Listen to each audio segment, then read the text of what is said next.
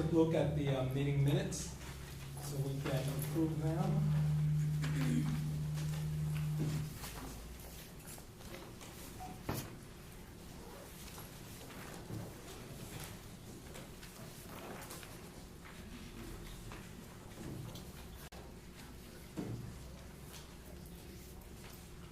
Move approval. Second. Who made the motion? I do. And second? All right, we have a motion and a second. Any objection, any discussion? No, all in favor of approval, say aye. Aye. All opposed, same. All right, we will accept the minutes as they are. Officer Wendell, welcome back, sir. Thank you. I'm glad to be back. That was a long month for many reasons. We're going to continue with the format. We got highlighted the beats, and we have a blue outline of a rough estimate of the central CAC for y'all to take a look at. Here we are for your top 5 calls for service. These are calls that were either generated through 911, officers using their radio, or officers using their patrol computer. So just traditional patrols, security checks, those were a little over 1,100, 349 traffic stops, 118 suspicious people, 95 crashes, and drugs. And out of all those calls for service, 327 incident reports were drawn up. Top category was drugs. Others, just there was really no criminal violation at the time, or it was just a miscellaneous information report. That came in at 54. Simple assaults were up.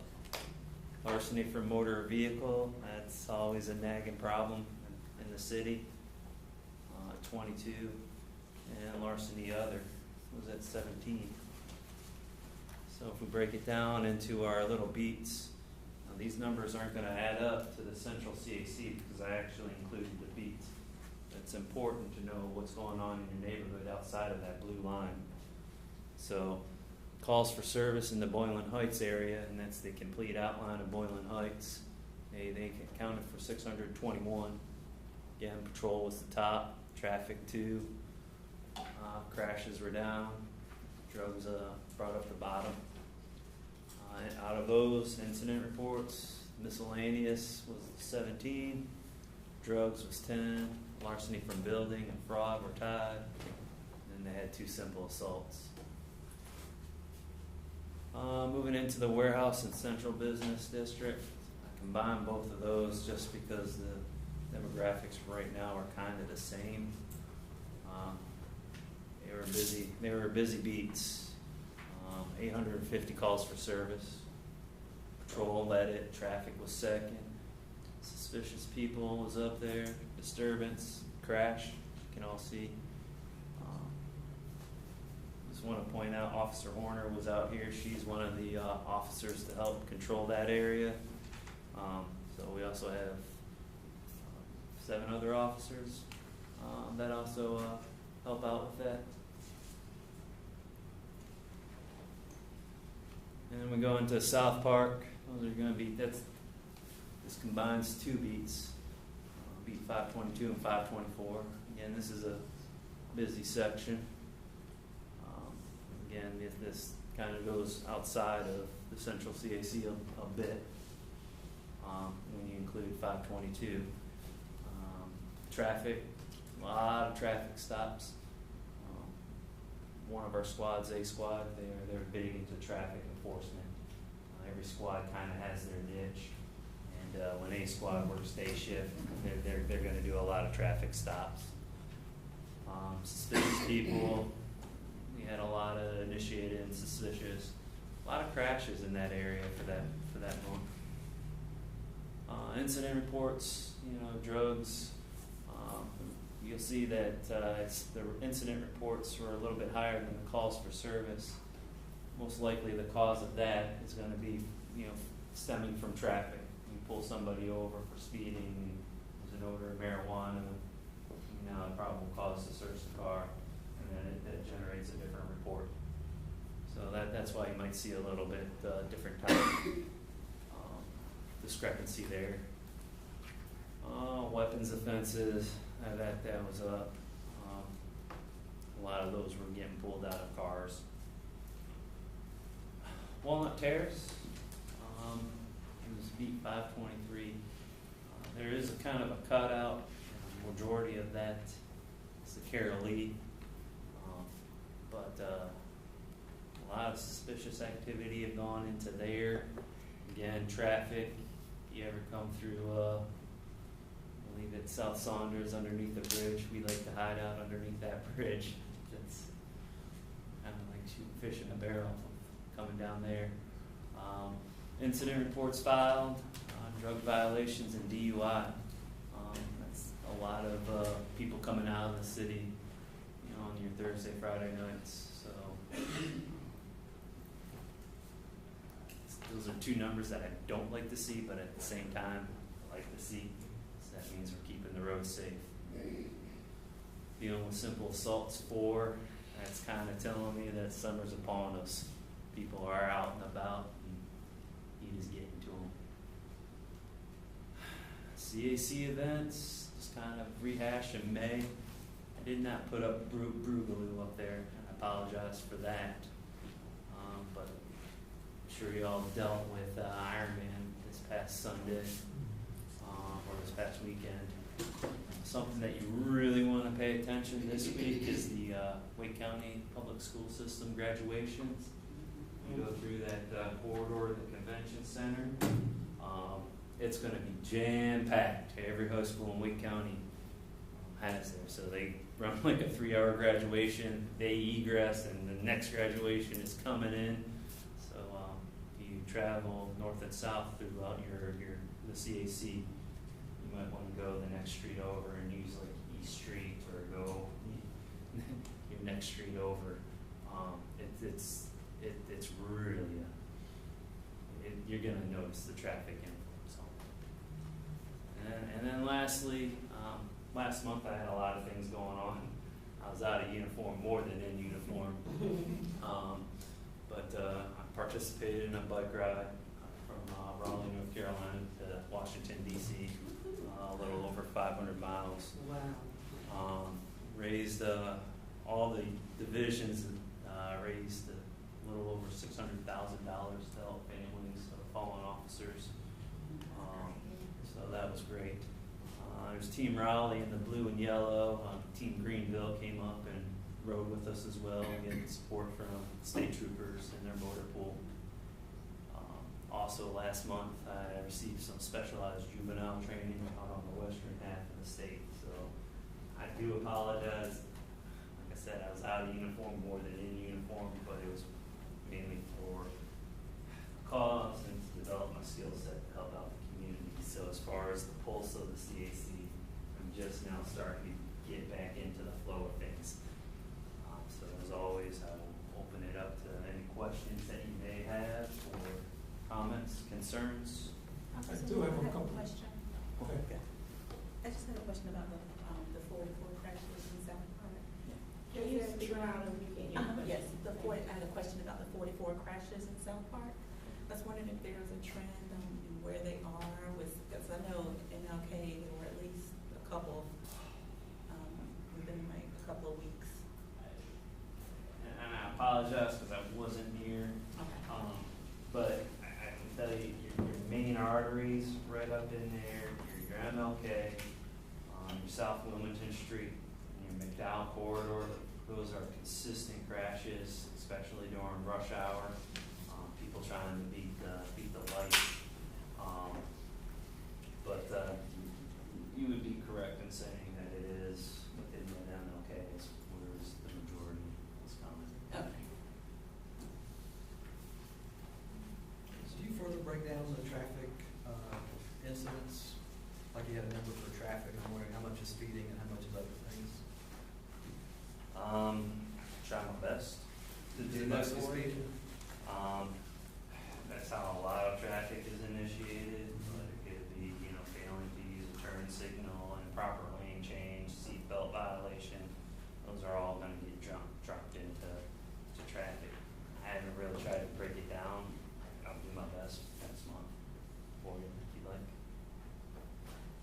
actually was my question. I was gonna ask, in addition to that, is there a particular area where you see most of the traffic violations or the traffic stops? And it was 171. I know a lot of A Squad, they do a lot of traffic enforcement from Hope Street down to 40 area.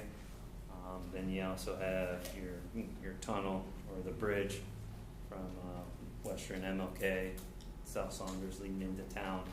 That's going to be a lot of traffic enforcement. The central or the warehouse district and central business district, they're going to do a lot of their traffic enforcement right along South Wilmington Street, pretty much from Martin up to Edenton Street. So those are going to be like really your hot spots as far as traffic enforcement goes. I do have some concern about people not stopping at stop signs. Is that of any concern to the police department? That's always a concern. You know, I see it's quite frequent. Sometimes they run, just slow down, they just go right past the stop sign. I'm kind of wondering, do they see the stop sign? Is there something you can do to highlight? Is there a particular intersection that you're talking Well, about? I think that in many places, but I tell you, one in particular is Douglas Street and Lee Street. One of the things that I'll do for you is I'll check to make sure that there's no obstructions to the signs. If they're constant, people are constantly running those, I can put in a request to our sign shop, because I know several intersections have giant stop signs. I'm gonna say giant, they're like this, Sunrise Avenue.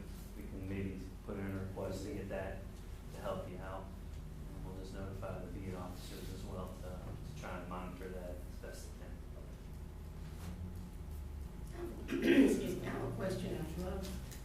I want to know whether or not this is primarily marijuana usage or is this the hard drug stuff? What's the picture look like? Most of the stuff that I come across is marijuana. From time to time, I can come across some heroin, and some cocaine. And again, it kind of just plays into what events are kind of going on. I know last month we had Sergeant Batten, when his squad starts patrolling the Lincoln Theater area, and they start having the concerts, typically you're going to start seeing the type of drugs that are consistent with concerts. So, And what is that? you're gonna see like Molly, a lot of hallucinogenic drugs, stuff to enhance the music experience. I don't know, I've never tried drugs, that's what you might find. If I was to give you a ratio as far as what I confiscated, I'd probably say 70% marijuana. Thank you. All right. Anything else for the roll call? Matt? I just have a question about stop signs. Is there a way to like request, like either a study or request stop signs at intersections that are particularly dangerous, maybe particularly for children?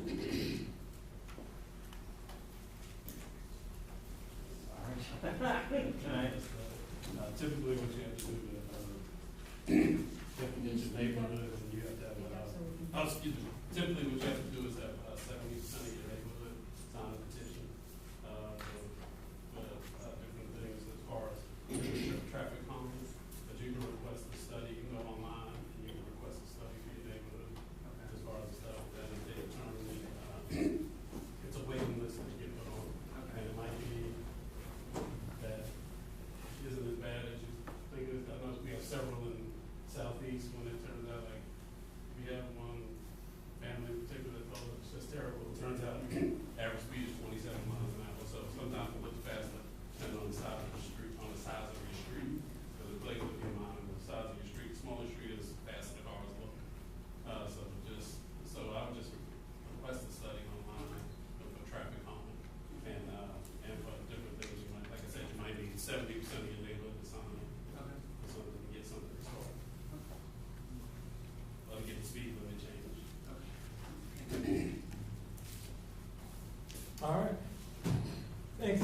Mr. Winkle, Parks and Rec. Denise and Grady.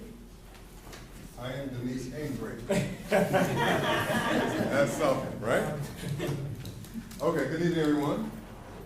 Good evening, everyone. Good evening. Good to see you. Good to be seen. And that's you, right? All right, let me give you some information about Chavis. They have a special event coming up called the Resilience Workshop. And it's basically bring your family for a screening of a powerful document, Resilience. This is an event where you'll gather the community members and its resource providers, structured activities and school-age children and youth. Structured activities for school-age youth will be available, and there'll be a question and answer period, and that will be June 18th from 6 p.m. to 8:30. Dancing in the Park also starts on that same day, and it goes through August. As those, most of us are aware, it's going to be on the baseball field and not the football field this year because it's closed up over there. So it's going to be on the baseball field, and it's free, and that's exciting. And that starts at 6:30 for Top Green. And on the 20th, we are actually going to Pea Island to visit a life-saving station. So what that is back in the, this is where it used to be the Coast Guards back in the day, and the Outer Banks has some historical landmarks dealing with life-saving stations. And that's going to be very interesting as well. And we are also, come August, we are going to do something a little different. We're going to kind of open our horizons with kind of learn about different cultures. And so our Parks and Resources Department actually has a cultural department. And in that, they are created pop-up cultural opportunities for the public to learn about different cultures. So in the month of August, we're actually going to learn about the Dominican Republic. And so we're going to have people that's going to come in, they're going to teach us how to make caracas and, did I say it right? Maracas, I'm sorry. My New York. We're going to learn that. And we're also going to learn about music. We're going to learn how to do some new dances and kind of expose ourselves to kind of different cultures. So I hope to see you. Is there a plan for other? Yeah. So as the year progresses, we're going to be looking at different, trying to learn about different cultures around the world. So first, we're going to start with the Caribbean, and we're going to move on to different areas around the world. And we have a phenomenal department. It makes up of people that speak or from other countries, and they can kind of bring opportunity for us to kind of learn about their culture as well. What day does dance with this? Mondays, it starts on the 16th. Is it 16th or the 18th? 18th. And that's that starts at 6:30. And when is registration for the Pea Island? Registration for? Pea Island. I didn't hear you, sis. I'm sorry. The island, the life-saving station that you're. Oh, it's going on now. I got about a few spots left. So if you want to register, come on and see me before the night's out. And the resilience. Do you all have flyers? I don't. This is what I have. It's the CAC information. I don't have the flyer information about it. But we do have this in the back that kind of spells out. Okay, I have flyers. Could I bring them to Chavis? If it's and leave some there? well, historically. No, they should. It's a partnership. They should have flyers at Chambers. They do have flyers. Okay. Yeah. So if you have the same flyers they got at Chambers, you can bring them down. But it sounds like they got them. No, mine didn't come from Chambers. Oh, okay. It came from the actual. Oh, okay. Resilience. Well, then it sounds like a good Chambers question. Okay. Yeah. Anything else? Hearts and minds clear? Yes. Are you going to tell about your Japanese trip at some time? Well, I can. This is going to be a good way to get you guys to come on out to our fitness class, and I will tell you about that as well. How about that? Kill two birds.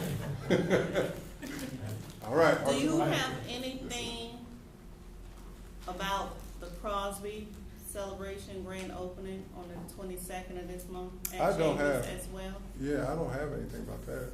Y'all so close, but you don't have that. You said the Crosby? The Crosby Garfield grand reopening On the 22nd on of the this month? 22nd of this month. I was wondering if Chambers had any flyers up there.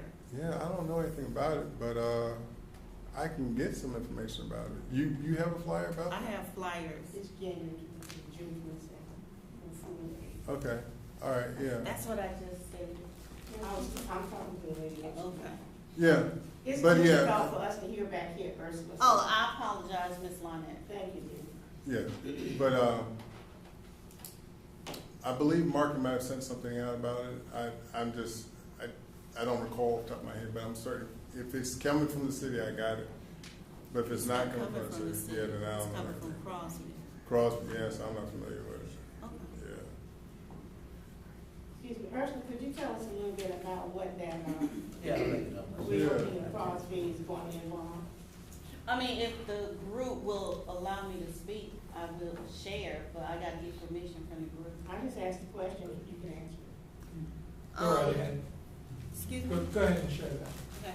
Well, the Crosby Garfield School Historic Building on Lenore Street, they have occupied the DSS people, and they are having a grand reopening on the 22nd of this month from 4 p.m. till 8 p.m.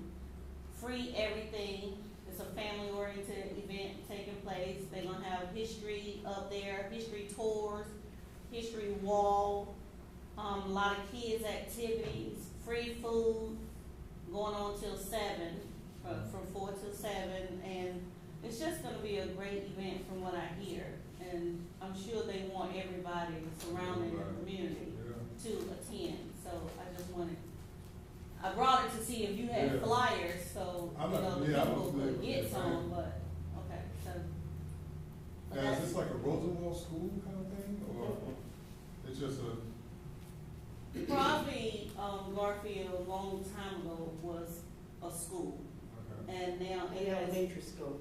Elementary, and okay. then turned into a middle school. So talking. There you go. Oh, really? Oh, my goodness, well, that is wonderful. And, they have asked Ms. Lynette to come and speak about the past, which is an honor in my opinion. And so they're just gonna have a big shindig on the 22nd of this month from 4 until 8 p.m. Y'all go and support Crosby Garfield grand reopening. All right. Thank you for sharing that information. Officer Johnson. Excuse me, may I clarify one thing before we go on? There's a question here relative to that. It's not reopening as a school, it's reopening as a community agency that provides outreach services, collaboration of services to residents of Southeast Raleigh. So it's a Wake County government building now. She was thinking that they were going to be open as a school. So I thought I was sure people were mistaken and think it's going to be a school. Head Start is still located there, Yes, right? ma'am. Yes, There's a ma'am. Head Start program in there, and Strengthening the Black Family used to be located there.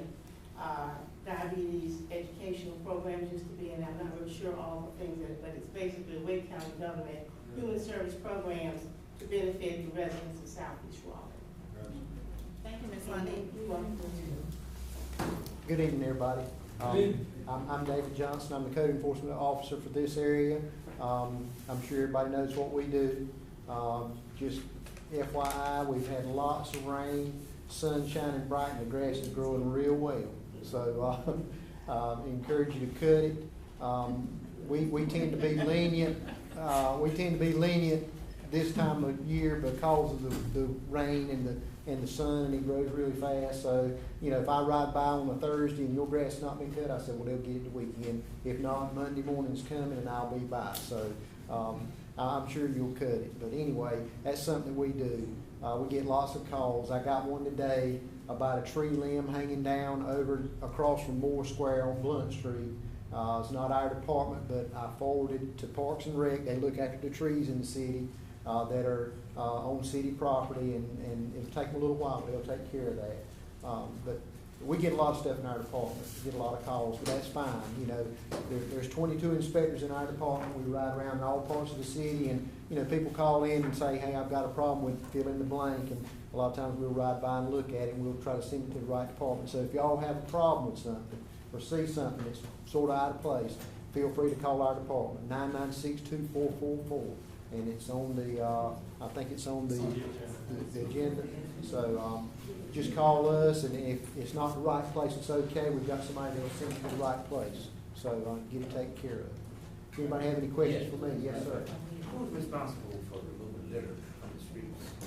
Litter from the streets. Well, if you call us, if it's not concentrated, meaning if somebody rides by and throws a bag of garbage out, that's one thing. Yes, we'll address that. But if it's car litter that blows out and people throw stuff out, our department don't address that.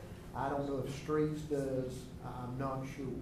But if you'll send it in, I'll tell the lady beside us that she'll handle it.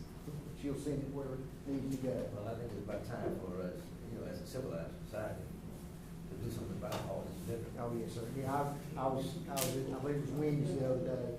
I got in my truck, was fixing to leave, there was somebody was sitting there, they got in the car, took the trash they had, threw it right on the ground, shut the door, and drove off, and I'm like, really? And society's terrible. When I was a kid, when I did stuff like that, got my tail tore up. I think that's one of the problems we have today as a society. You know, I didn't get killed, I didn't get beat. I'm thankful for the spankings I got because I deserved it, and it helped me to be who I am today. Not that I'm perfect, I'm far from it, but I try to treat everybody just like I want to be treated. So anyway, that's what I do to my kids. I got 2 of them now, so you can ask them, get a spanking? Yes, get a spanking. But they don't throw the trash out. Yes, sir. I wanted to ask about, I know you've been providing materials out at community meetings for how to contact code enforcement and, like, for example, renters who might be living in properties that aren't maintained well. Right, yes. Do you have those materials available in other languages other than English? I'll check on that. We do have a person in our, actually 2 people in our department. One of them, he's from Colombia. So if we have somebody that calls up, speaks Spanish, he's the man, he can do it. But I'll find out. If I do, I will bring it or see if I can't get some of that here. And that's one of the things that we do in our department. We address minimum housing conditions. Just like you said, if a tenant calls up, hey, I've got a leaky roof and my landlord won't do anything about it, we'll go in, we'll do a minimum housing inspection. All we have to have is permission from the tenant. We go in, we start at the front door, and we do our minimum. It's minimum now, but we go through, start the front door, work our way through the house. We look at the electrical, we look at the plumbing, we look at everything in the house. If there's code violations, we'll cite the guy, we'll send him a letter, tell him what he has to fix. He's got 30 days to respond, and it goes from there, but eventually we get it fixed for him. So, but I'll definitely check on that and bring some in next time. So, Thank you. Good question. Who's gonna get charged for that? The landlord. The landlord's responsible for his property. It's not the tenant. Now, a lot of times what the landlord will do, you need to pay your rent, because if you don't pay your rent, he won't evict you. So you need to keep your rent paid. That way, I can't say he won't evict you, you know, by the way the law reads. But the law's on your side if you pay your rent. Don't just stay there and not pay your rent, because that gives him reason to get you out. But it's his responsibility to look after his property. Same thing with zoning vehicles. I had a lady call me today. There was multiple cars on her property that a tenant had there, and the time limit ran out. Well, I went by and posted it, took pictures, and she got another letter. Hey, I got a letter in the mail, $200 penalty or fine and fees. And I said, yes, ma'am. I said, cars are still there. And she said, well, the guy said they were gone. I said, ma'am, I took pictures. That's what we have to do. And she said, well, I'll address it right now. I'll call him up. But the landlord is responsible for his vehicles, even though they're not hers. She's responsible because they're on her property, okay? And the first it's a $100 fine, a $100 administrative fee. 10 days after that, it's $500 a day. Compound, so it gets really expensive. But you're allowed one vehicle, no tags on a piece of property. More than one, you just got to get it off. Clear the violation. If I go out, if it's due on Monday, There was 3 cars on there, I go out on Monday, and there's only 1 there, you're good. But if there's more than 1 there, send a letter out, certified first class. Is there a number for the dead animal pickup on the street? Yes, ma'am, if you'll call Solid Waste Services. I don't know the number off the top of my head. If you look on the blue, I think all the blue trash cans have got Solid Waste Services phone number on it. If you'll look at that, It's on the agenda. okay, if you'll call them, they've got a switchboard, and you say, hey, I got a dead, I had a lady call me, hey, I got a dead deer in my yard, just saw him get hit, bus hit him. What can I do? I called them, Solid Waste Services comes out, picks him up. So, Okay, thank you. you're welcome. Any other questions? All right, then y'all have a good evening. Thank Thank you, you. David. All right, Marquita. Good evening, everyone. Yes, I'll be before you quickly. I just wanted to, and for all you who don't know who I am, Marquita Mbonu with Community Engagement Division. So I'm the liaison for the Central CAC. And I want to make a note to highlight that we have an upcoming special cleanup for the neighborhoods of Boylan Heights and South Park neighborhood, scheduled for June the 30th. That's a Saturday. And I wanted to highlight a few things that, for you all who live in those neighborhoods, that we'll be mailing out postcards, similar to times before, mail out postcards 2 weeks prior to the cleanup. And so and on the postcard, it's similar to this, it'll be blue that you'll get. And it'll let you know what time you need to have the items on the street. So we're asking 7:30 in the morning on that June the 30th. And pretty much the items that Solid Waste Services will not pick up are things such as paint, gas. So if you put like a old lawnmower out or something like that, but empty the gasoline out of that. And other like building materials and electronics. So we like to stay away from computers, televisions, and cell phones, and boom boxes and things of that nature. But I know that South Park has the cleanup annually, so it's the same as years before. Boylan Heights has been a few years, so they were added to the list. But I did have a question while I was up here. I heard a few people from Prince Hall neighborhood, and I want to know, would you all like to be included? Because we have a little extra space. Would you like to be included? Okay, so what we'll do is we'll add your addresses, because we're pulling the addresses, and you'll get a postcard.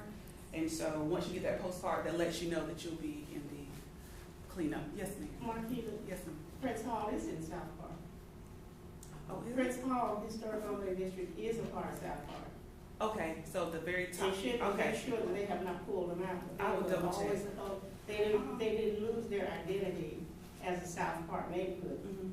They just in the Historic Overlay District Overlay. of South Okay. Park. I will double check just to make Please sure make they're sure, in there. Yes, yeah, ma'am. because they get all the same stuff to South Park, they're South Park residents. Okay. They have dual enrollment. Okay, thank you. I'll double check to make sure. But that's That's a good really it. question. Yes. How can other communities get on that list?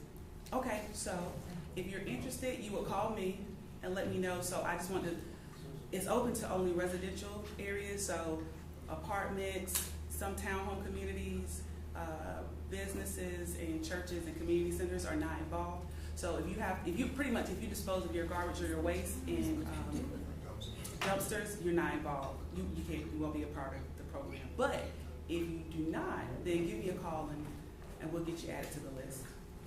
So really people they know about it and they give us a call, let us know if they want to have it. So if you have an area, let me know. You don't I think know one what's question, gonna pass. why don't you pick up TVs? It has something to do with the dump, the landfill, and there's certain things, like they have to be, TVs, electronics have to be disposed of in certain manner.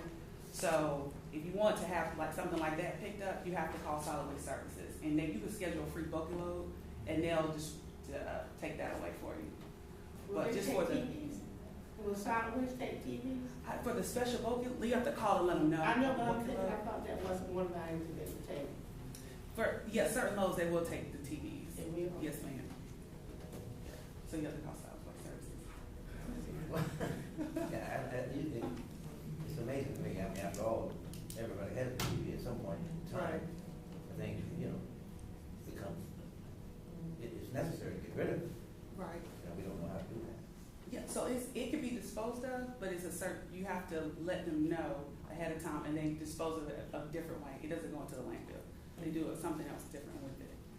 I researched early online, there are a couple of sites, the closest one to us is Old Stage Road, and they call it E-something, I forgot what it is now, I guess the E stands for electronic stuff, we'll take computers and old TVs, and that particular site is open from it's open on weekdays, but on Saturdays and Sundays, it's open from 7 a.m. to 7 p.m.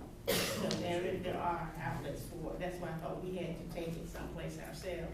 I didn't know that the city would pick it up from South Bay, but I'll come and call the city. Okay, and that's the information, so I can look that up too on, Okay, bring that next month. It'd be better if they pick it up. It's easier, okay, Ms. A, I'm sorry. I don't know how to do this, but I'd like to nominate the multifamily housing that we have for these special pickups, because we pay for our trash pickup, but they won't and don't pick up certain things. And, you know, like 2 weeks ago, these two guys were trying to stuff 2 mattresses into the dumpster, which they can't do because it takes up all the space. But I got to thinking, okay, what are they supposed to do with it? The only thing I could think was that they'd have to hire a truck to take it. And if we knew that there was a pickup time like this, once a year or twice a year, I don't know how often you do it, then we could organize around that. But there's a gap there, I guess is what I'm saying. With the multifamily housing, it may be elsewhere too, but there's a lot of moving in and moving out. And I think it's becoming more a fact of our community's life. So it's time to be thinking about how we accommodate these pretty basic needs. Yeah, I hear you. It's not falling on deaf ears, so I'll definitely take that back, because right now that's the policy, but I hear you, and I'll make sure I pass that along to Jane too. Thank you. Could you tell me what it's called again? Oh, the special pickup? Was it? Bulky Special, load. the bulky load, yes, bulky load pickup. The bulk load is free, the special load is $50. Yes, so the bulky load is every 90 days. Electronics. They don't do electronics and computers. Okay, I'm sorry, I was wrong. Thank you, ladies. So next month, I'll have information for electronics, so how to dispose of that, so that can be helpful. You have to take it to the land, to those sites. Those They have special some sites. sites that have established, but the closest one to us is Stage Road, Old Stage Road. You said the Special bulky load pickup. The bulk load, I'm sorry, bulk load you can get every 90 days and that's free. Yes. But if you want a special load, if you want to have stuff picked up more frequently, you can go down and pay $50 per too, and they will pick that up for you. That's $50 a load, a truckload. Thank you. Yeah, and you have this, and the solid waste number for the bulky load, and I'll just give it to you. 919-996-3245, and you just go through the voice prompts. And they can do that for you. Any other questions? Okay, so the day of, if you live in those 2 neighborhoods, South Park and Boylan Heights, the truck passes you by, or does it pick your stuff up, give us a call. My number's on your newsletter, and give me a call and let me know, and we'll have the truck come back out on Monday or Tuesday at the very latest. Okay. All right. Thank you. All right, thank you, Marquita. And now we are going to Matt Tomasillo. Matt. Good evening, everyone. Our local preservationist. Well, thanks everybody for, I guess, welcoming me tonight. I'm a little old school. I have some boards I can pass around. My iPad, I wasn't quick enough to get the PDF, but basically I just asked Sam to come by to give a quick update on a small little project that I was working on that is the second half of a project that you all saw. I think Ms. Williams probably definitely was here for it. It was a rezoning near the McDonald's for a hotel. And there were 2 historic houses behind the McDonald's that had to be relocated and preserved. And that was, I wasn't part of that, but I was part of kind of saving and preserving one of the houses. My wife and I, she's an architect, we kind of did it all, and we're now 2.5 years into the project, and getting ready to open it as a 8-room bed and breakfast. It's in the historic Prince Hall district. We've put a lot of blood, sweat, and tears, and it's kind of turned into a passion project. And I'm going to end up running it. I'm going to be there every day and every night. And just kind of wanted to, since I know it was a long project, it was a long rezoning, and that it was sensitive to the neighborhood, I really wanted to just kind of come back and share a quick update that it's been going really well, although it has taken longer than we had wanted. But I brought some kind of images of just kind of what we're looking at, if anybody's interested. And then I really just kind of wanted to field any questions that anybody had. It's located on the 400 block of South Bloodworth Street. So it's directly across from the DHIC kind of multifamily apartment building there. Carlton Place. Carlton Place, yes, ma'am. And so this isn't the best size, but this was kind of the before, and then this is kind of so it had vinyl and shingles on it, and we pulled it all off, and it's all the original siding, and we just had to kind of scrape it and repaint it. It's amazing what materials from 100 years ago, how much they stand up. So it's really starting to come together.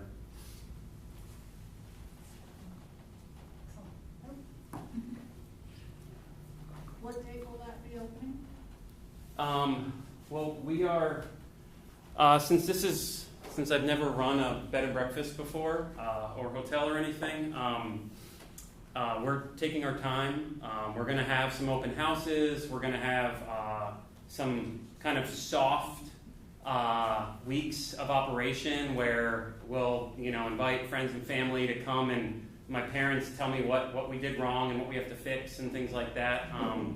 And then hopefully by September we'll be kind of fully operational.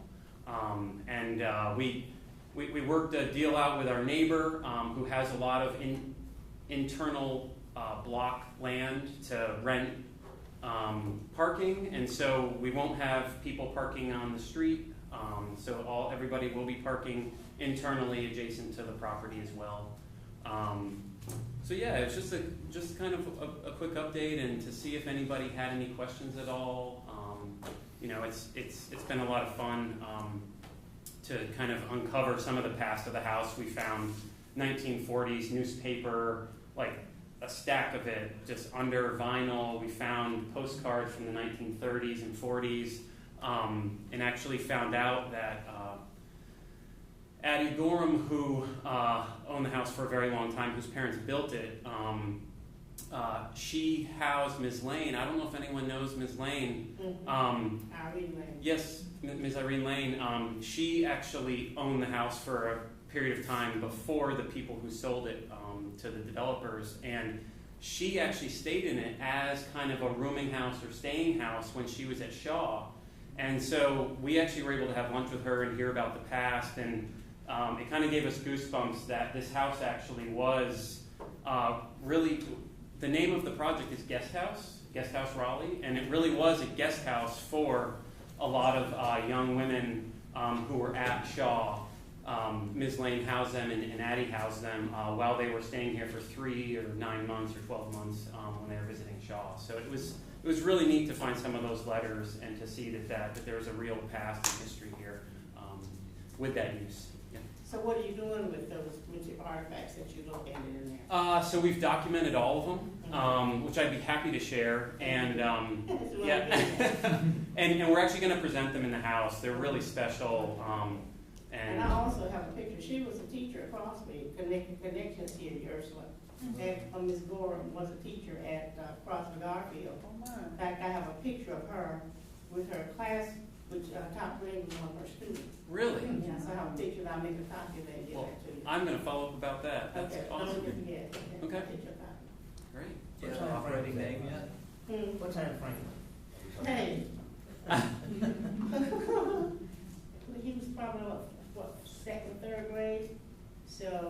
born in 1920. So that's what we're talking about. Yeah. Yes, sir?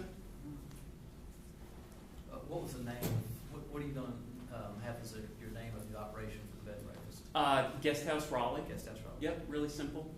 Yep. But we want it to, Would it be the Gorham House, Raleigh? so it will be, we're calling it Guest House Raleigh, and we're calling it the Gorham. I mean, it will always be called the Gorham House. The Gorham. Yeah. Yep. So, yeah. Any other questions? Is the house landmarked? The house is not landmarked. It's actually when a historic structure is relocated, it loses its historic designation, and so based on what you have done to it, sometimes it can be redesignated or not. And we've gotten to know the Historic District Commission really well through all of this, and so we're going to see if there's a way that we can kind of reclassify it. I don't know if we can become a landmark or not. We'd love to be, but it's something that once we get to the starting line, we'll be able to explore a little bit more, because it is another formal process, and we've gone, I think, through every entitlement process that the city has to offer. So, yeah. I presume that you can unofficially landmark it, given all the history behind it. Yes, and we are going to do a nice kind of little, our own take on a plaque that talks about the history, and I agree with you. So we're trying to figure out what we could do there. Yeah. Last question. Do you have one room at least that's ADA accessible? Yes, sir. Great. Yep. Yeah, we actually we worked really hard with the city and with my wife designed everything, but her and then her engineer kind of team member, and to get an accessible ramp in the back and to have an accessible shower and no thresholds and everything like that. It's really challenging with terrain and in a historic district with an existing house, but we're really happy that we were able to do that. Yeah. Question, the last house they just relocated Mm-hmm. on the corner from there, do you have any knowledge of what that's going to be used for? To my knowledge, right now, it's the permits are for a single family house. Yeah. Still on rollers? Yep. Question, just curious, did you find any old money in that house? Don't ask me. So some of what we found were postcards of young women who had stayed, thanking, but also some young women who just were traveling and wanted to say hi from different cities. So we found this. It was a wood cutout, like cowboy riding a horse, like kind of cartoony, but it was cut out and it was wood, and it was a postcard. It had actual postage on it. Whoa. It was so wild, and some beautiful photographs and just beautiful postcard artwork, and a few letters that were on this really gorgeous stationery. So it was really thankful for all of that. So, all right. Well, thanks everybody. Well, thank you, Matt, and we certainly appreciate preservation developers like yourself to take care of those properties and continue to safeguard the integrity of those structures. We appreciate it. Thank you. And on that note, folks, one of the things that we're trying to do is to bring back many of the developers. Thank you, Matt. Yep. To bring back many of the developers who've been here and ask the CAC for their votes on projects. So we want to bring them back and give us updates on those projects and what they've been doing and how those projects are now will impact our community now that they've been able to either get them going or get them started. So we are talking to several of those developers, and in the future expect to see them back to report back to us as to where they are in the process. All right. Mr. Chair, we were just saying back here that we love that idea to see what has happened Yes. in those cases. Absolutely. Absolutely. All right, nomination for secretary, Marquita. Okay. We, Travis Bailey, had volunteered this position, the secretary position's been open for quite some time. I thank you, Travis, for volunteering for it, and we decided to just go ahead and take a vote on it and make it official. We didn't do So, voting that fast we're- last time we had this. Pardon? We didn't take voting that fast. The last time a voting process took No, place. we went through the process, the way that it's supposed to be done. So we should So, go through let the me process. finish. So last month, he volunteered, so we added it to the agenda and added to the agenda that we will be taking a vote on today. So it was posted for several months as an open position. We did have a nominee, we posted that nominee, and we also posted that we will be taking a vote on today to have a secretary. We've had this position open for several months.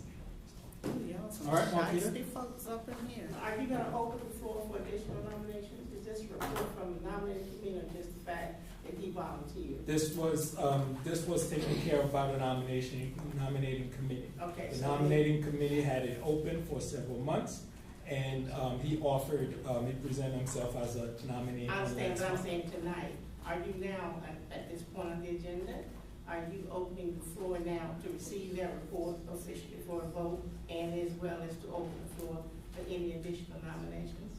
We will open it up for a vote. That's, I mean, I'm sorry. yeah, if anybody want to nominate themselves, I guess we can do that. Or but nominate others. It's, pardon? I'm saying, are you going to carry this now as, in the framework of an election? That the Correct. floor is now open for you, receive the report from the nominating committee. Right, and- now, are you going to also open it up for any further We're nominations? gonna do that. Marquita's gonna come up and But that's what you do, you're the chair. Tommy, Marquita gonna come up, and we're gonna have the nominating committee Right, I have Yeah, now. go to the process. Go to the process. Without voting. We're gonna have the nominating committee go through the process of electing Right, that's the what I'm asking. the secretary, Mhm. just like we did last 2 months ago for the vice chair. Vice chair, right, that's the question I was asking. Okay. Okay, so I have the ballots, but the nominating committee will be Travis. Yeah, they need to make an official report. Yeah, the chair. Yep.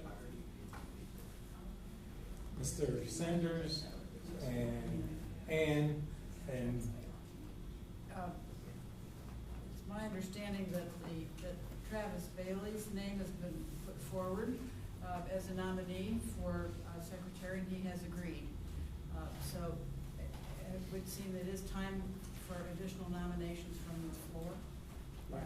But I think we can vote tonight. Yep. Or Just so there. everyone is clear, Ms. Lynette, he spoke last month and said he would like to be, We said that. We made that clear. What else would you say? he spoke last month in the meeting and said he would like to be the secretary. And so then now to this month, they're actually doing the election, which is not how they done the last election, but this is a quick process as they're doing this election. Go ahead. I move that we suspend the rules and close the nomination on that said name and elect by acclamation Travis as the secretary for the CAC. Second motion. We have a motion, we have a second. All in favor? Aye. All opposed? Wonderful, thank you. We don't need the ballots. We don't need the ballot. We need to waste time. Thank you, Travis. Is he here? Yes. Can he stand up so we can see who he is? Oh, I've seen him around. How are you, ma'am? Thank you. All right, and social committee? Should be 48. Social committee. I don't know what you're talking about. You're definitely Yeah. not talking to me.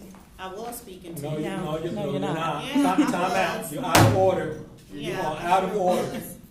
She was out of order social for committee, actually you have, saying you it. have, no, you out of order. No, she was actually out of So order I was for out of actually order for saying saying You what? that. are What did I out say? of order. She was What out did I of say? order. What did I say? Veronica? Tough did I say? crowd. Veronica? Yeah, it is a tough crowd. Yeah, in and here. so what I Yeah. said still stands as well. Veronica? Yes, Please. Okay, I Social will. committee. Yes. Disregard. absolutely. So, good evening, everyone. As I just said, it seems to be a tough crowd tonight. So, I'd like to lighten the mood and talk about the social stuff. So, I'm Veronica Alfine, and we have a social committee of 6 people. So, Ann is on the social committee, Miss Betty's on the social committee, and there are a few other people on the social committee who are not here tonight. We've got Miss Yvonne Daly, we have Nate Humphreys, and Michael Pope. Some people had to work tonight. So the purpose of my update is to tell everyone what's going on in terms of the social committee. We had a couple of months ago, we talked about having a social for the summer. And so what the social committee did was we heard all the feedback at the previous meeting. We took that feedback, we met, and we talked about what the next step should be in terms of having the social for the summer. So my goal tonight is to give an update to everyone about our meetings, to tell you when the next meetings are, to talk about the social, and then answer any questions we may have. The social committee was supposed to stand up here with me, but it's okay if you all want to remain seated. So the committee as a whole agreed that after a vote that the name would be CCAC Summer Social. So that we could just have a name and kind of brand what we're doing for the summer social because it's the first one. There was discussion at that meeting a couple months ago about the food for the social, and some people had concerns about potluck, and others came to us after the meeting and said they wanted a potluck. So we agreed that we would compromise and have some prepared food, which is just hot dogs that'll be prepared. And then we'll also have people bring in their own potluck dishes. So we'll have a combination of those for the summer social. And this is actually a meeting, so it's our standard meeting, but we'll have some social events at that meeting. So what did we agree on? So we agreed that the social would be in August, the last Monday in August, which is the 8th, I believe. Yeah, I'm sorry, the first Monday in August. What's the date? The 6th. It's my mother's birthday. So it's Monday, August 6th. And this will be advertised in the next newsletter as well. So this will be advertised in the next newsletter. So we'll have 2 opportunities for you to see the date and to invite people. So we had 2 goals for having this social. One of the goals was just so that we in this room could engage because we're coming in, we have meetings, and we don't really get to engage. So we wanted to have an opportunity to have a meeting where it's kind of fun and we're still getting information, but we're engaging together. The second goal of the meeting is so that we can invite people from each of our communities to come in and see how community meetings are, how they run, what kind of information you get. So as a part of our agenda or program for that meeting, we're going to have where council and others come in and give a very short presentation, and then we'll eat, kind of break bread, we'll have some icebreakers. We're still working out the program overview, but as a committee, we want to just kind of give you all a teaser, and if there's anything that you really, really want us to consider, then we'll certainly do that as well for the meeting. The meeting will again be the first Monday of the month, but we did want to take a vote tonight on how people feel about having it earlier, so starting at 6:30 instead of 7, so that if we're here for 2 hours, then you're getting home still at a reasonable time instead of having it from like 7 to 9. So that was one thing we wanted to do, was take a vote on that, make sure everybody's okay with the names. Central CAC Summer Social as the name. We've already talked about the date, August 6th.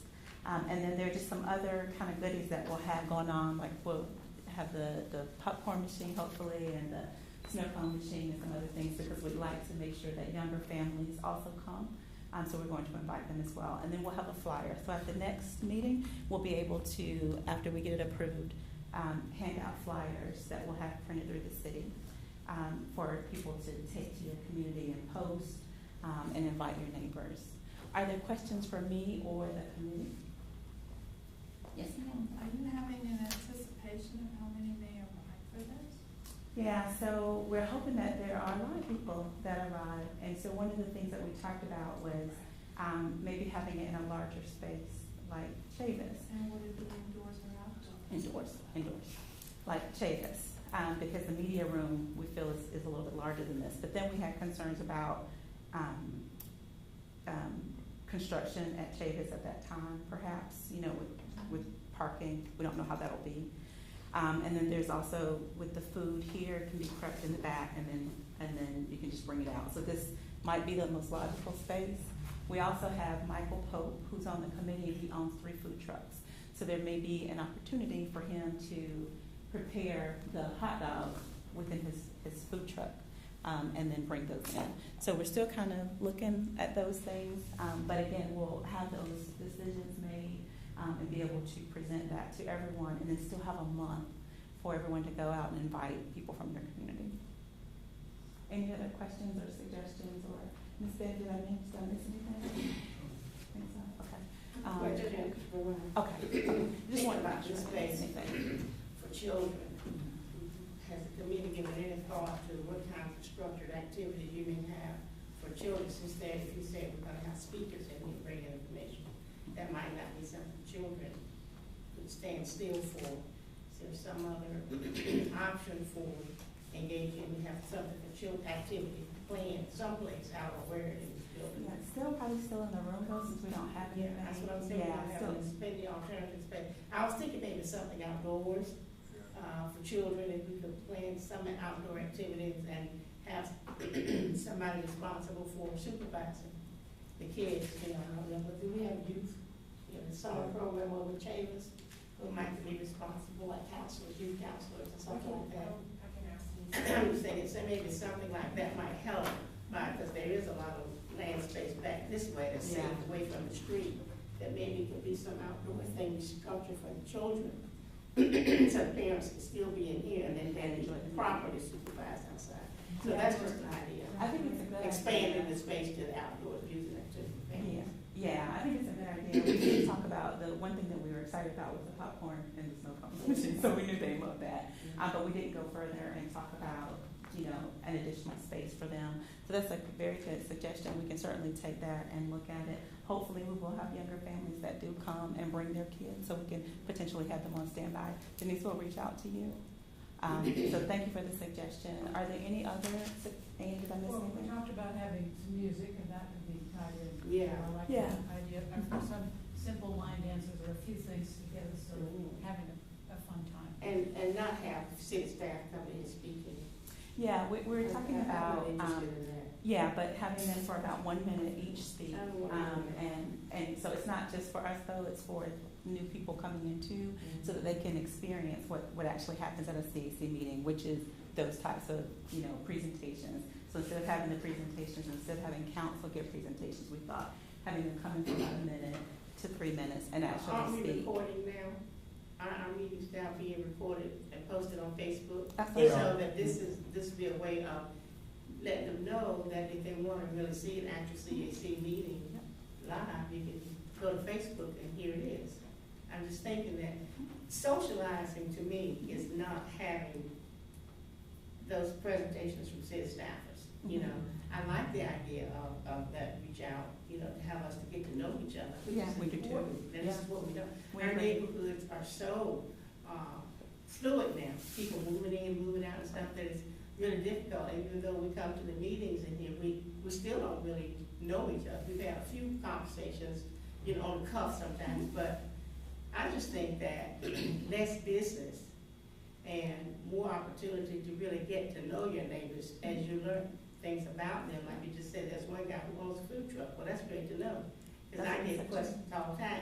Who do you know to have a food truck? Since Freddie is gone, I didn't know this man in this neighborhood. You know, who has what kind of business and opportunity? You know, here we've got a 5-star child development center in the neighborhood. People don't know that. Right. So I just think that less business and more getting to know your neighbors and what's in our neighborhood might be a much more meaningful thing to get people to come out, is what I'm saying. And then refer to them that you have now available to them as a resource, the Facebook situation where they can actually see what a CAC, what this CAC meeting looks like. I'm just throwing that out as another way of looking at what the program could look like. And then you can build some excitement. You come and share your business or some interest that you have. And so it's a more fluid type of a meeting that night. Yeah, Would so be interesting to come to. You know we what I'm agree, saying? we agree. So one of the things, yeah, so good Mhm. suggestion. So one of the things, one of the things we talked about was having not presentations, Mhm. but minute and a half to 3 minutes of telling who they are, so that people would know that we engage with council and other departments. So it's a good suggestion that you made, and we'll definitely take that. Ann mentioned the same thing earlier today, that maybe we should just streamline. Yeah. So again, this was an opportunity for us to hear from everyone. Yeah. So what we're doing now is presenting to you what we thought. We're getting feedback from you all so that we can take that and put together the type of social event that we all want to have. So thank you for the feedback. We'll take that. I think it's a good idea. It mirrors something that we've just heard already. Yes, ma'am. I can throw on that, but I do think that since city council is so very busy with so many different things already, for them to come here to give their speeches kind of puts a lot of people off, and then like, well, I want to just go as I am, not be all dressed up if council's going to be there. Okay. I think also that maybe it might be a better idea if the chair gave a little description of what goes on and what the people do. That can be our summary for everyone. Okay. All right, so we've got some really good suggestions here. Anybody else have any suggestions for us to take back to the committee? We are thinking that we'll have maybe 2 more meetings, and then we'll be pretty much ready to go. We've got some committee members, myself included, and a couple of members who are not here tonight who have offered to purchase some of the food and just some of the other things so that we can ensure that we just have a really good time. But if there's anything that anyone else would like to suggest, you can send it to our chair, Sam, or you can contact me or anyone that I've named, Miss Betty and Michael Pope, he's one with the food truck, and Nate Humphreys. So, anybody? Okay, thank you. Thank you.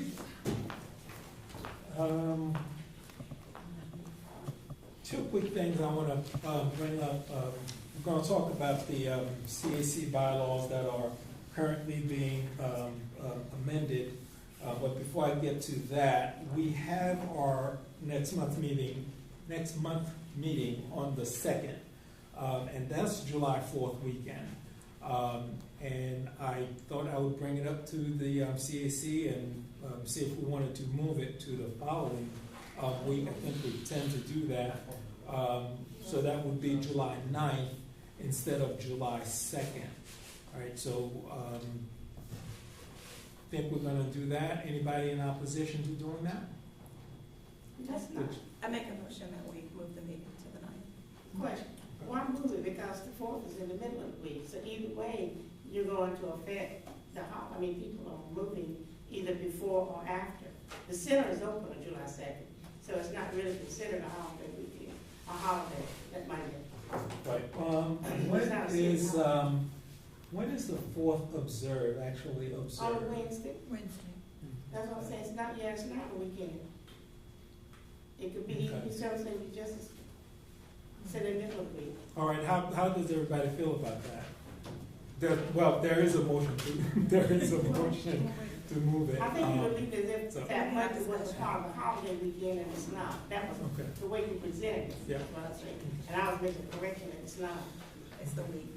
Any other discussion? I think both weekends will be impacted. Yeah, it is. Because it's in the middle. Yeah, it's in the middle of the week. And So I mean, either way it is. So either way, there won't be a lot of people here. Yeah, sounds like it's gonna be. Any other discussions, any other suggestions? Leave it on the 2nd, or there is a motion to move it on the 9th. Do you want to withdraw that motion, or is there a second? I can withdraw. I'll second it, because the 9th is the week after. If you take both weekends and the week, the 9th would still be outside of that. That's kind of what I thought initially, since it's the 4th is right after that, so most people probably going to celebrate. On that Saturday, Pardon? South Park people gonna be home because we got cleanup on Saturday. Right, on that, I'll be for, We gonna be that would work, that would work well for them. So there is a motion and a second, all in favor of moving into the ninth? We still having Say- discussion? You need to. Oh, we still have discussions? I think maybe give us an either or, either the second or what is the ninth? The ninth. Sort of see where people. That's what we're So saying. we're just doing a straw poll. Yeah. Okay, We can make it a straw poll. Are you making it a straw poll then at this point, rather than a cast in stone? okay, how many people want to keep it on the second? I mean, you Just all ra- did not just raise your change hand. it If you wanna when keep it on the when second. it fell on the first The in first Monday, January. I know is the first Monday. Okay, let's try to wrap this up. How many people want to keep it on the second? The first 1, Monday. 2, 3, Just say the 4, first Monday. 5, 6. 1, 2, 3, 4, 5, 6, 7, 8. How many people want to move it to the ninth? I'm looking for. All right, I guess it'll stay on the second. All right, it'll stay on the second. To close things off. Marquita, is there a password for setting this up? Open that up for me. All right, so the RCAC recently, for the last several months, have been talking about setting up some standards so we can so all the CACs can be in compliance in certain areas, primarily for election integrity, integrity of elections, and also to streamline on how CACs do business. As a result, there was a mandate from the RCAC, represented by the 19 CACs. Are we on? Oh, this works? Sweet.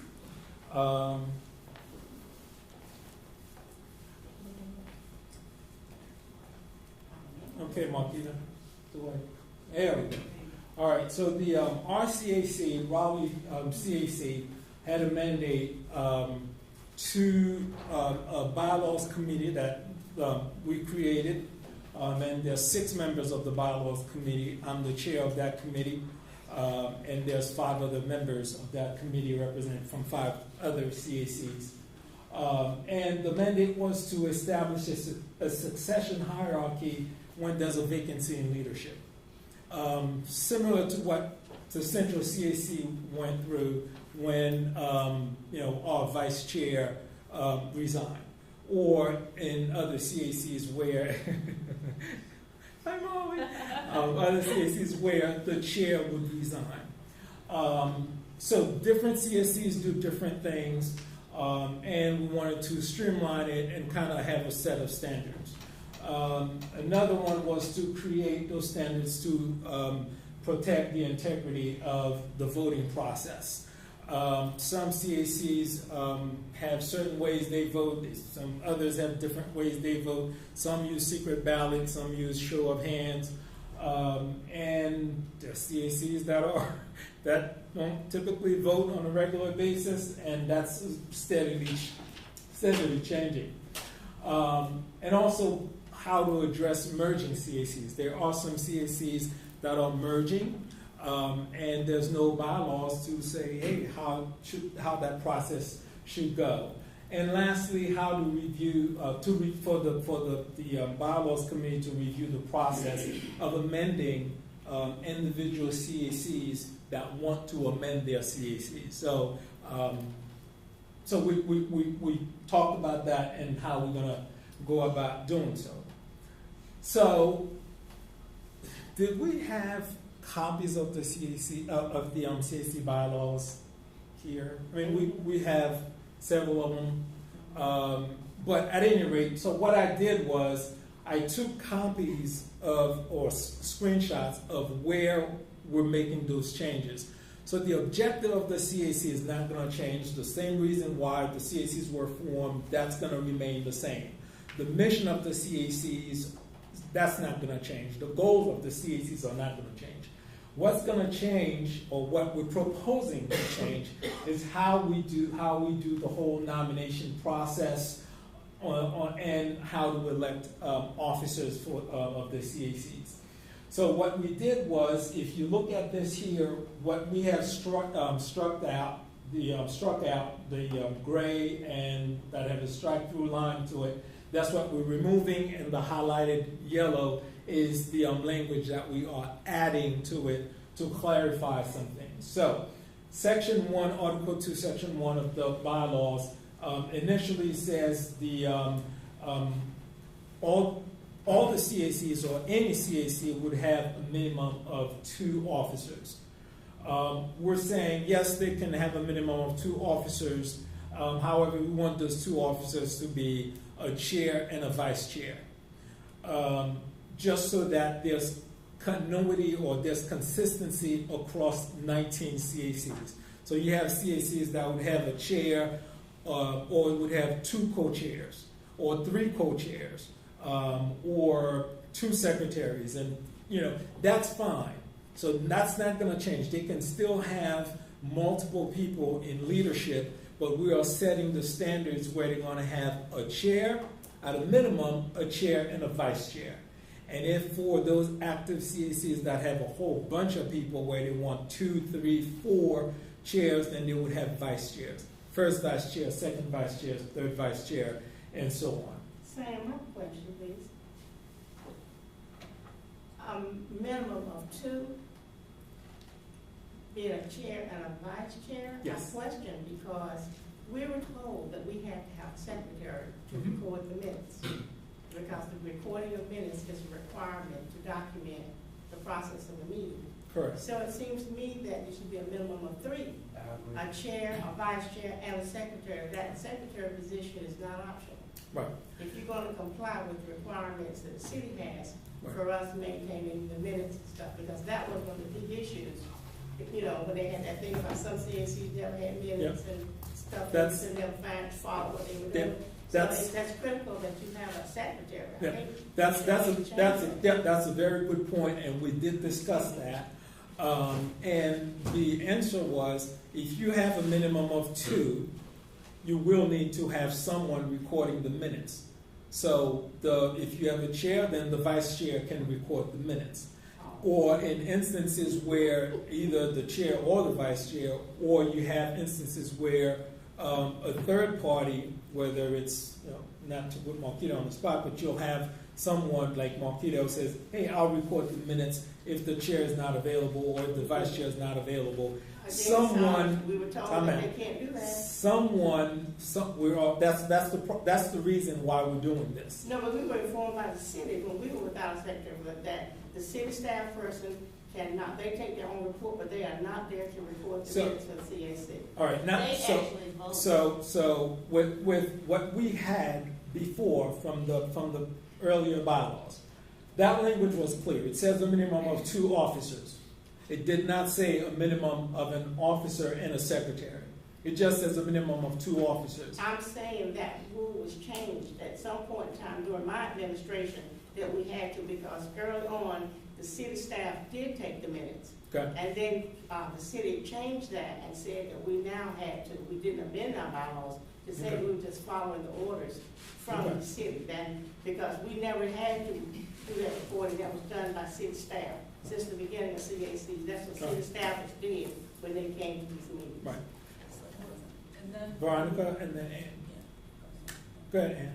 I would mention that when we met with Ms. Jones, when she became the new head of the Neighborhood Services. Neighborhood Services, we asked that be reinstated. I didn't realize it had been before, so Right. we asked that staff Record the minutes. record the minutes, and that a secretary That's what they used to would do. then review, and Mhm.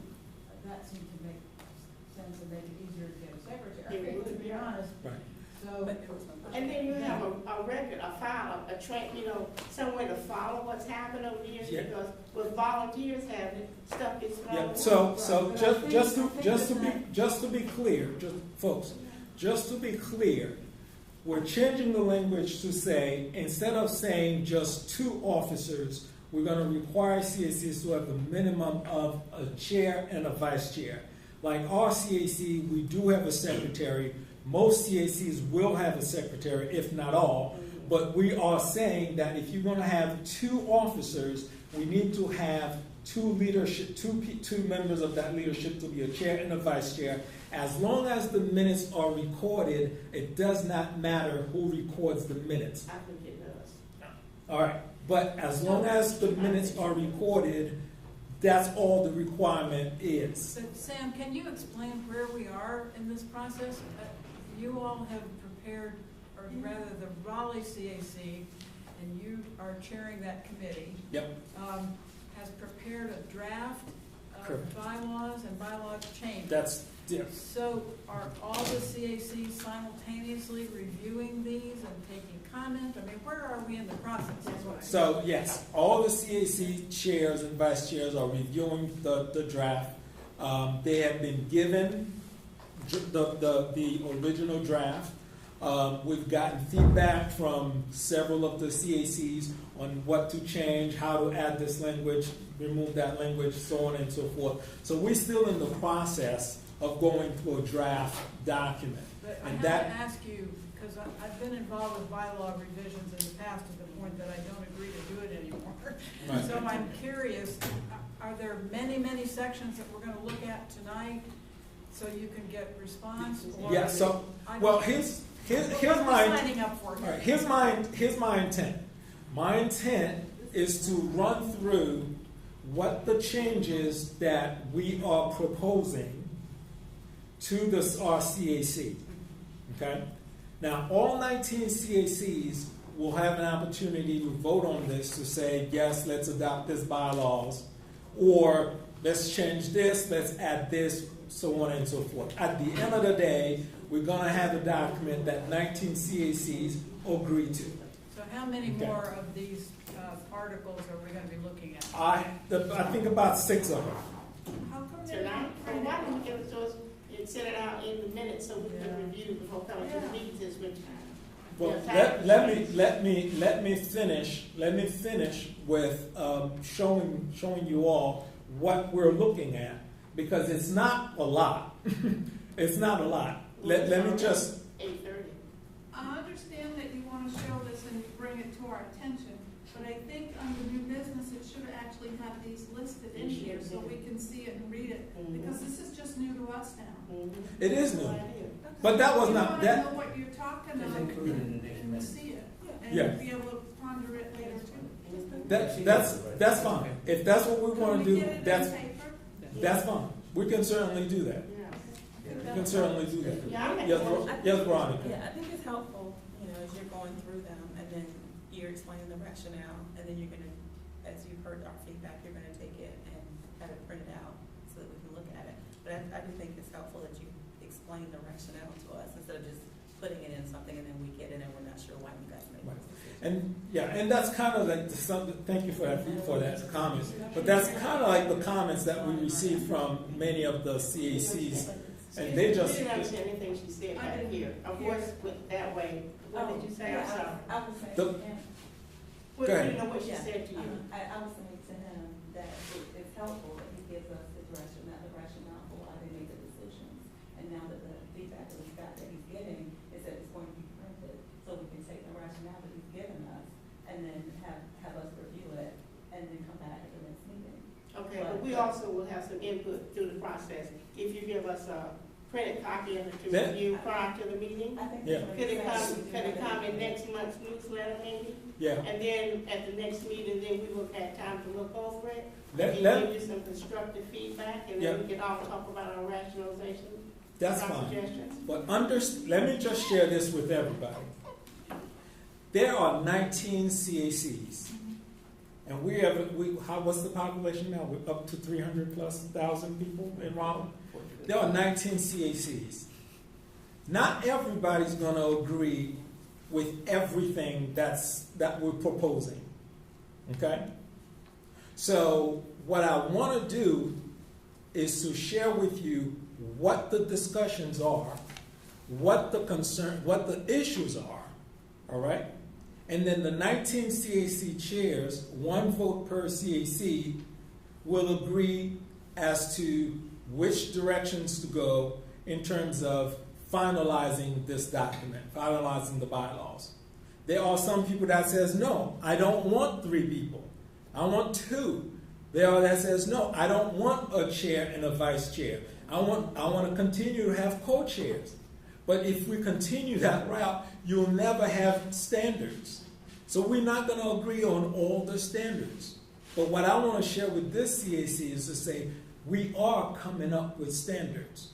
The committee of 6 CACs met for a month and a half just to talk about what the issues are, what we've been hearing from our members, from CAC members, as well as CAC leaders, right?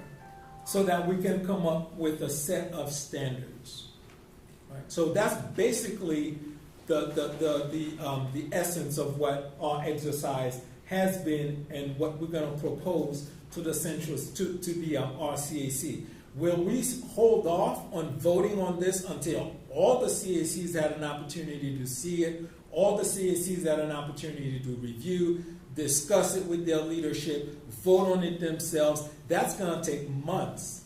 But that's required. Yeah. But that's required because you are there to represent the CAC. Each chair is there to represent this body, not to speak for us on matters that we have not discussed and had any opportunity to have any input for. Right. That applies to all CACs. That's While our CAC members. while I agree with you, This is not the first time the RCAC members, when I was chair, we went through this. This is not the first time we will revise our bylaws. So, but the process is to get the input from each CAC that you in turn will take to the RCAC that represents what this body thinks in terms of the framework for how we will operate.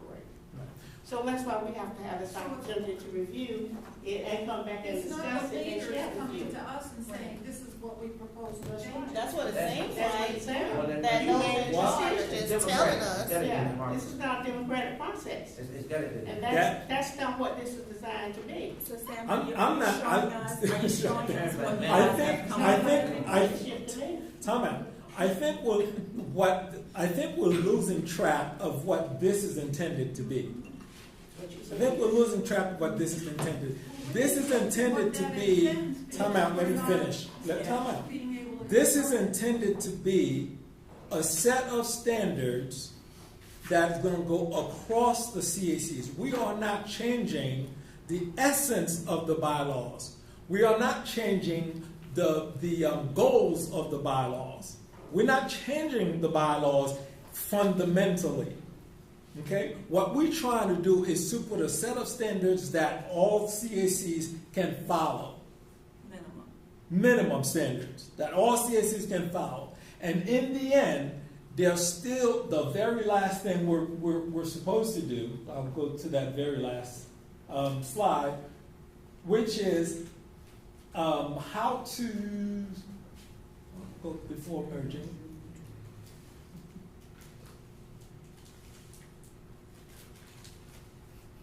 Is how to amend bylaws. So every community, local community, have their own specific needs. So if Central CAC has its own specific needs that is not addressed by the bylaws, keep in mind there are 19 CACs. We cannot put together bylaws that covers every single possible issues that every CAC will face. So if a CAC has specific needs that they need to amend their bylaws, currently they need 2/3 of their CACs to change it, to change any bylaws, right? Now, but if you have a CAC that have 7 members, right, and you have CACs that have 50 members or 100 members, there's a discrepancy on what that 2/3 represent. So to address that, we're saying here, as an amendment process, not only are you going to have your 2/3 of your CAC says, hey, we want to add this to our bylaws or we want to remove this to our bylaws, the RCAC, 2/3 of the RCAC will also vote on it to say, yes, this is reasonable, this is not contradictory to the essence of what the CACs were supposed to be. Whoa. Right? This is new. This is new. It is new. This is very new, so this really requires, It is. because the RCAC has never been in a position to tell a local or individual CAC what they could or could not do. That's right. Yeah, we'll- That is brand spanking new, and that really requires some. Yes, it is. That's part of, that's part of That's something putting, new. that is part of setting standards. That's Now, going when to you go give an across all RCAC CACs. authority that they never had before to mandate to an individual CAC how they can amend They their are bylaws. not, this is not to, We could have individual bylaws for each CAC. We had that for a long period of yeah. time. And Then here's RCAC here's the issue though. Here's the issue. Yeah, but You have change CACs, it. Lynette, you have CACs where CSC chairs and co-chairs remain chairs for 20 years. That's not what I'm talking about. I'm Right? talking about the process here. That's what I'm saying. Well, just a minute, But I'm Sam. making- Let me finish, Yeah. please. I have the floor. This last statement says the affirmative vote of 2/3 of the members of the Raleigh Citizens Advisory Council. They will approve the change of the central CAC bylaws. That is something new where the RCAC has any control over how an individual CAC proposes to do something that's for their CAC. This is a new process here. We need to talk about that. Well, that's Something that's- new. The RCAC does not oversee the individual, the central CAC. We are our own controlling body. The RCAC does not control the central CAC. But And the I don't R- like the idea. Should not, should they? That's what I'm saying. This is what it looks to me like. You guys are stepping over into a lot of controlling of individual CACs, and that is not why you're there. And it's not a The two-thirds the- of us. And The- then, the what is the membership? And the RCAC is also made up of 19 CACs. Absolutely. Ben, question. Yeah. Was there a specific sort of instance or situation that kind of prompted this proposed change? Yes, Yes. several. Could you speak to that? There's been a lot of inconsistencies on how CACs operate.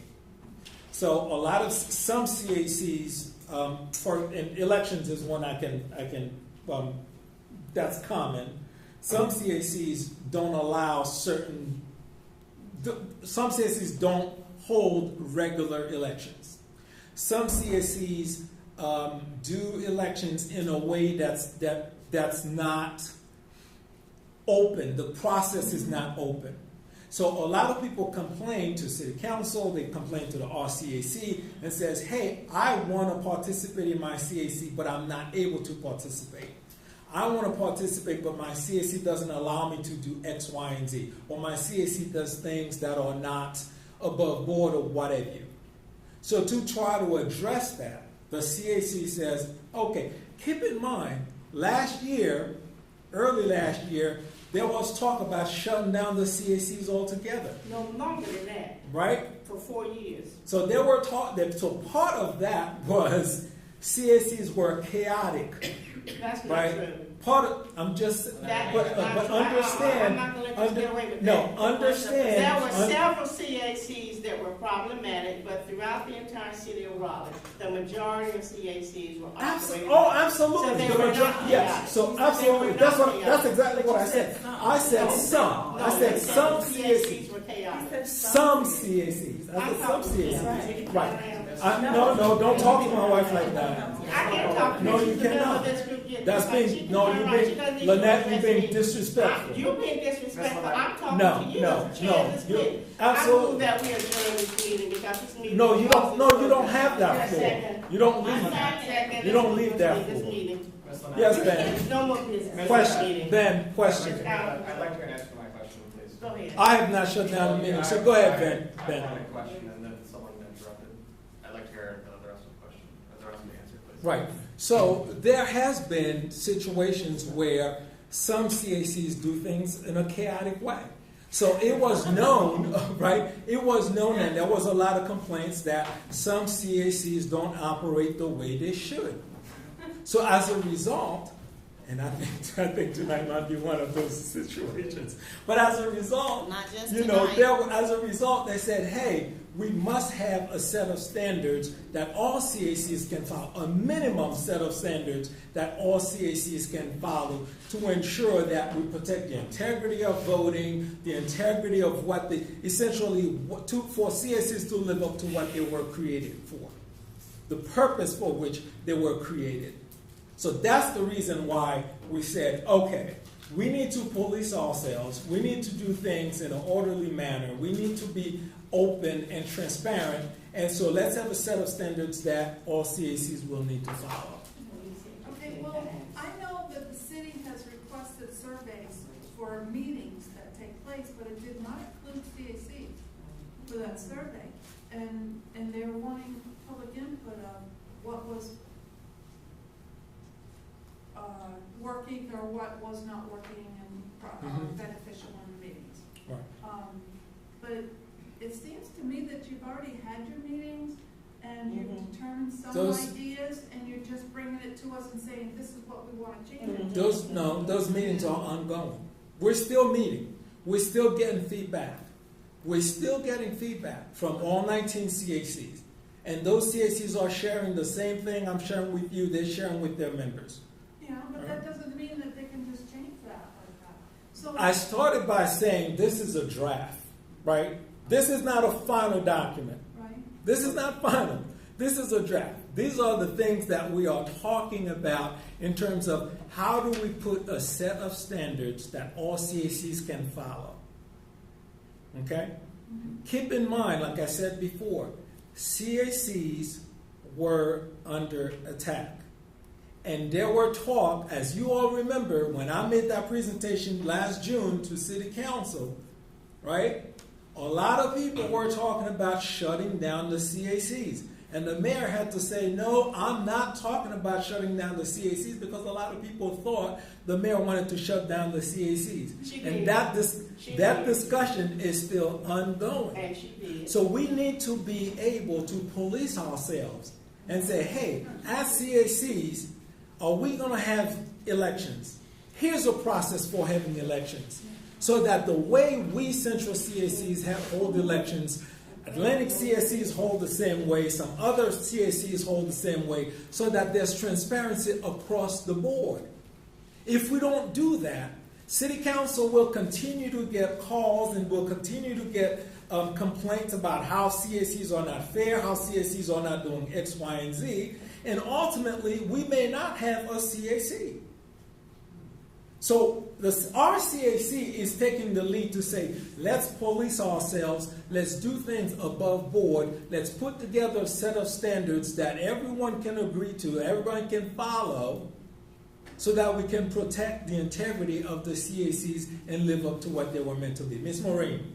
Yes, in all due respect. Yes, ma'am. And we have to be insensitive to one thing. Gentrification comes in different ways. And if you study the history of gentrification and know the history of gentrification, it comes in different ways in neighborhood and communities. So we have to be very sensitive of how we conduct ourselves. Right. That no one be domineering or in any situation.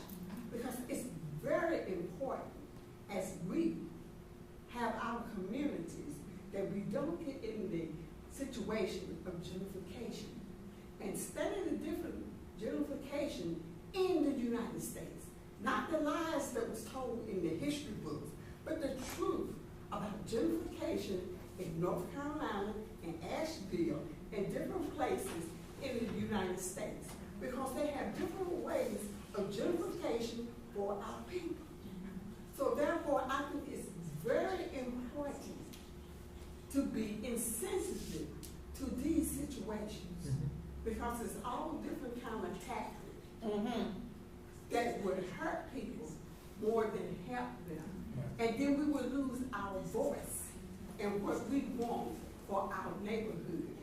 And this is the only thing I want to bring out, to just bear in mind of those kind of things. Thank you, Ms. Moore, for that Thank comment. you. Veronica? Mr. Chair, so it sounds like there's confusion about what happened, like why you come and presented this. And it sounds like you guys have made this decision, and what you're trying to tell us is that you haven't made a decision, that you're bringing it before each of the CACs. I don't know if everyone is doing the same thing, but I know that you all have a choice to bring it before your CAC. So I don't know if everyone brought this before their CAC, or some CAC chairs just made decisions. Yes. But I want to make sure I understand that when you're saying to us, you brought this before us so that we would know what the committee met about, so that then you could get our feedback. Right. So you're not. So right. So this is a draft document, and the purpose of this draft document is to set a set of standards to be shared by all CACs. CAC chairs and vice chairs are sharing this with their members, getting their feedback, okay? And then ultimately all 19 CACs going to vote on to accept them, make modification to them, change them in certain ways. So that's what this is. That's what this meeting is about, okay? So in the interest of time, Molly, I think you had a comment or a question? Yeah, I was just going to try to clarify that I don't think the intent of this is to be undemocratic. When you elect any kind of representative, they work to put together a proposal and they share it with their constituents for feedback. They don't let constituents make the laws. It's the same thing. You're just sharing a proposal with us to get our feedback, right. And then you're going to take that back to a larger group. Well, that's and not that's what all 19 CACs are doing. I have, Mr. Chair, the RCAC represents the individual membership of the 19 that comprise the RCAC. You are there to bring input that comes from with each individual CAC. That's what I was trying to say to you.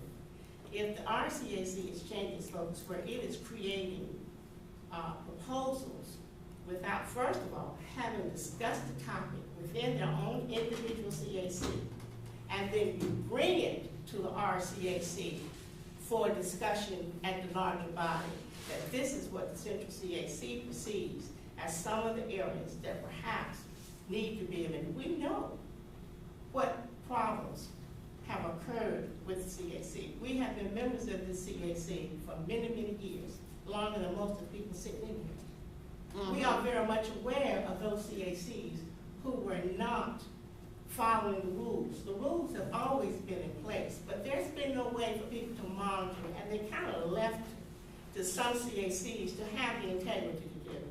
Right. This CAC was given a whole lot of credit for following the rules. We had agendas, we had minutes, we had officers that were elected. We were not one of those CACs that didn't have elections and people wanted to stay chairs forever. That's not true. But in some CACs it was. So we have some idea of what others did. So that's not new to us. So you know, we understand what you're saying repeatedly, that there were some that were chaotic. What I'm saying is that the process that our CAC is using does not reflect membership from within each individual CAC, having had this discussion, first of all, and giving you the tools to go and communicate the kind of concerns we want, so that we could be a part of the process of saying, these are the things that we need to have some attention to.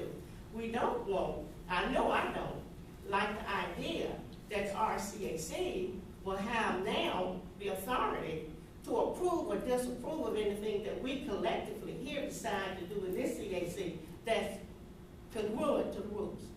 I don't think that the RCAC should be given the power to mandate anything to an individual CAC. So that is a new change in RCAC. I think you guys are off balance a little bit with what I'm reading here. That's what I'm talking about. But the RCAC does not have authority, and they have been trying to get it for years. And that was a major battle between many individual CACs and some new members of the RCAC. You may remember that guy that had that meltdown one night and jumped up and started screaming and yelling like he had lost his freaking mind. That's when it really became a problem, because people were behaving in a manner totally unprofessional on live TV. So, I mean, I've seen all kinds of things happening, mixed stories. But this, the RCAC is what I'm talking about, how them designing a process before it was even discussed within the individual CAC, because that's who you represent us. So But let me step back. Good So, manner. thank you for that comment, and it validates what I've been saying. Yeah, what I'm saying. I'm not saying that Central CAC is chaotic. I'm not saying Central CAC has not been doing what we're supposed to be doing. What I'm saying is there are some CACs that are not following the rules. And not just one CAC, but a number of them. So as a result, this CAC committee, the RCAC committee for bylaws was created to come up with a set of standards.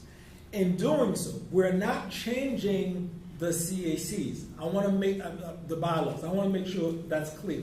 We're not changing the timeout. We're not changing the essence of the bylaws. We're not changing what the bylaws, what the CACs were supposed to be or supposed to do.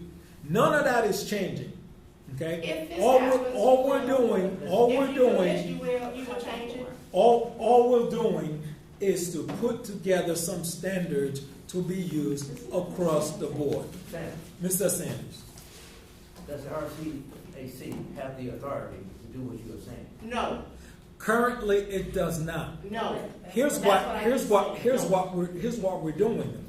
Well, let me rephrase that. It does, because to change the RCACs,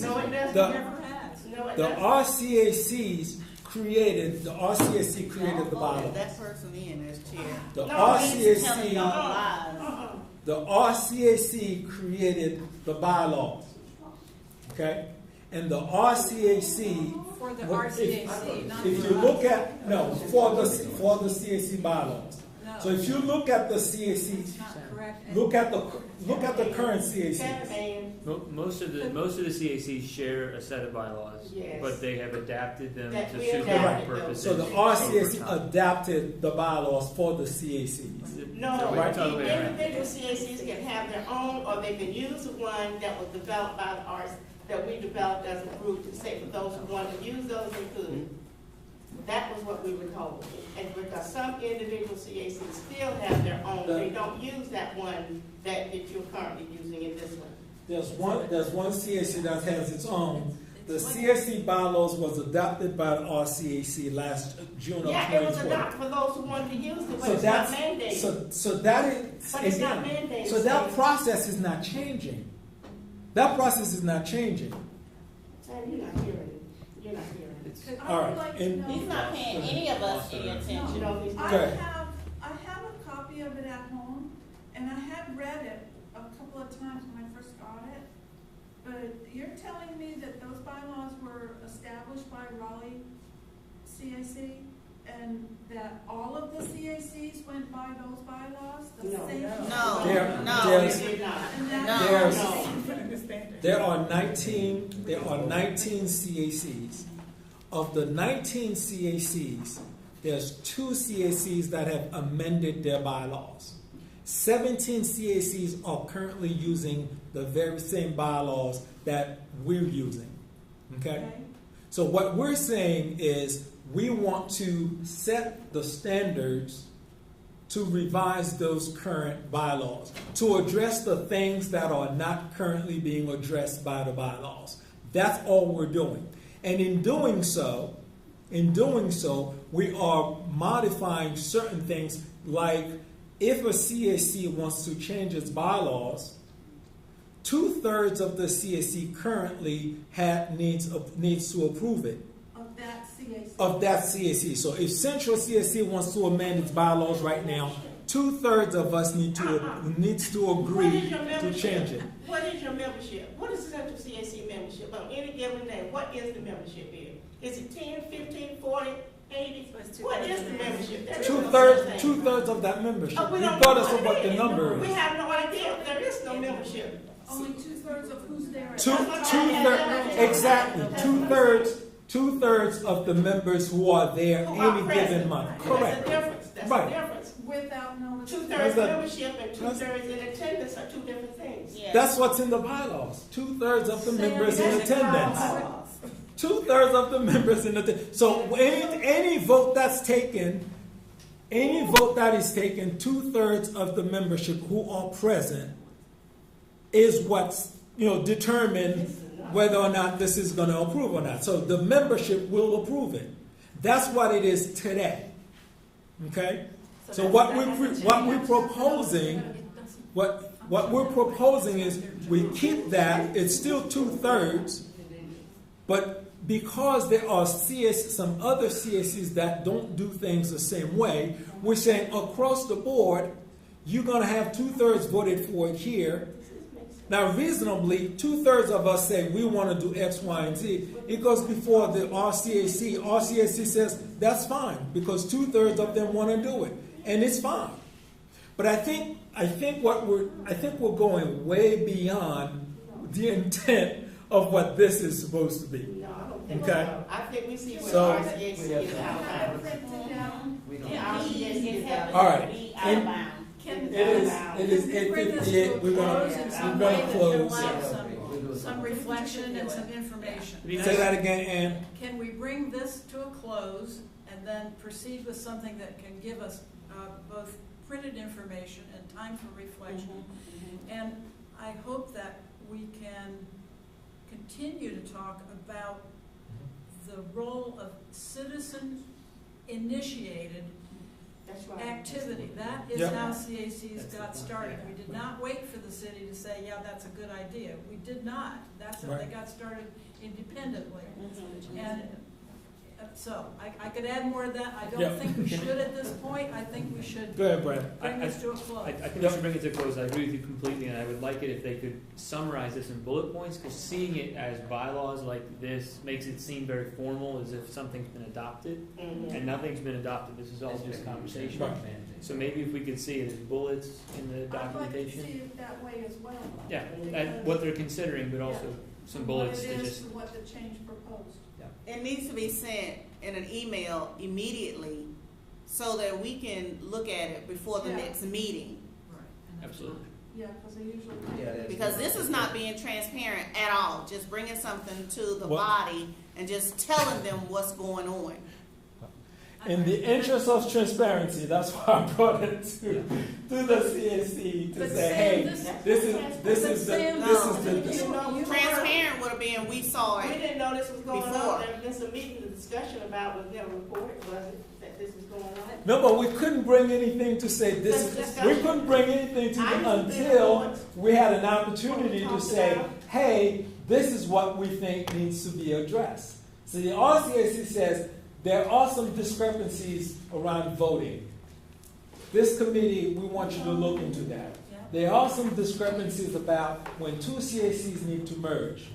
Committee, look into how to do that. So we couldn't bring anything to you until we had an opportunity, that committee had an opportunity to sit down and talk. But Sam, and bring that those is to you. putting you into a position as an actor. And as that actor, you are, you not because of any ill will, but you are playing into the city's official point of view about CACs. This is- We and- don't have any interest in doing And that. time out for all of you who's not hearing this one specific interest, one specific important point. This is not a city mandated thing. This is not the city saying, hey CACs, we want you to do X, Y, and Z.